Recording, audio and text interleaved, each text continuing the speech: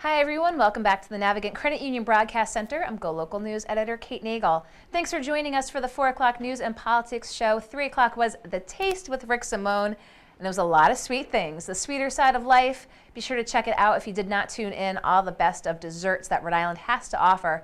But I'd like to welcome my first guest in now, Alicia Torborg, the Executive Director of the Association of Migraine Disorders. Alicia, thank you for joining us today. Thank you for having me. I appreciate your coming in to let folks know about a big event that's coming up. There's going to be a race on Mother's Day to raise awareness for migraine. So tell us a little bit about this and what folks should know. So not only am I the Executive Director of the Association of Migraine Disorders, but I'm also a migraine patient. A lot of people don't realize how many people are impacted by this devastating disease, but there's about 38 million Americans, and about 70% of those are women. So that's 27 around there million women who are impacted by migraine disease. So we decided to choose Mother's Day as a day to have this race. And this year we're partnering with Miles for Migraine. It's a national coalition that we work with, and the race is going to be at Allen Arbor Marina in Quonset Point. It's a USATF sanctioned race with beautiful views to the water. It's a flat, fast race. It's a 2-mile walk, a 5K run, and a 10-mile run. So all levels of athleticism are welcome, and we're really hoping to get a lot of people, the public, out and about just to talk about and bring awareness to this disease. So where are things right now in terms of treatment and advancements in helping sufferers with migraine? Where are we in 2018? There are a lot of new therapies coming out, promising therapies that a lot of people are excited about. There's a CGRP antibody.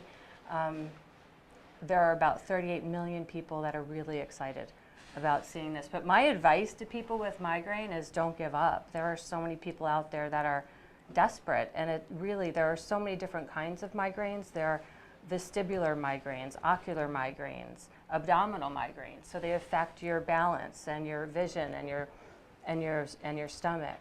Like 50% of people don't even realize that they have migraines. They may not even be diagnosed. And there are so many people out there that are just suffering terribly.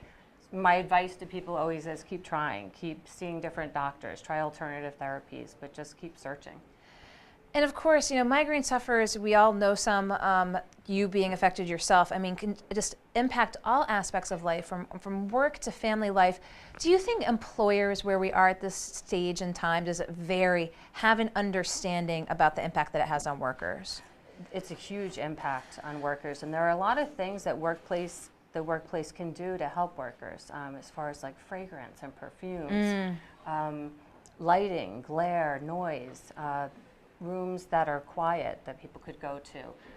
It's terrible. A lot of people end up going to work either while they're in so much pain, so they're operating maybe at 70%, or they're on medications that are making them groggy.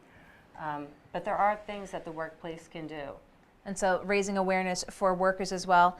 Family members and friends dealing with folks who have migraine, what's your suggestion to them?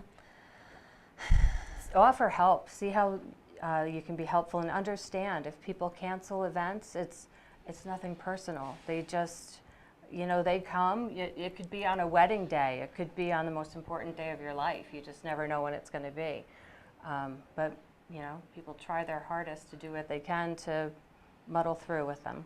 And does that, obviously compound being a migraine sufferer? Not only do you have the physical pain, but dealing with telling a boss, telling friends, feeling like you're letting folks down. Let's talk a little bit about the support network for migraine sufferers, to have someone who understands what you're going through. Right. So there is a lot of stigma associated with migraine as well. It's invisible. People can't see it. So a lot of the advocacy work that we do is getting the word out so people understand what it's all about, and I think that helps. But having a support group, parents or friends or kids even, my kids are old enough now where they can help and go to the store and get something, or having also employers that are sympathetic to it, maybe offer alternative ways to get your job done. Working from home or being flexible helps a lot.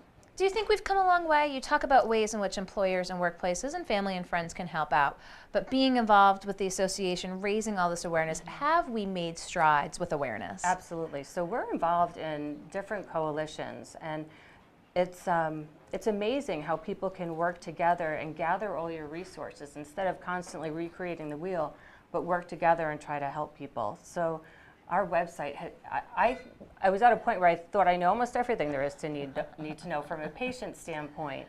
But looking at our website, I find diets and foods and triggers that I never had any idea, could trigger a migraine. So it's helpful to research that. Lots of information through the website. And of course, you can find information about the race on the website, the Mother's Day Race. MothersDayRace.org. It's pretty easy to remember.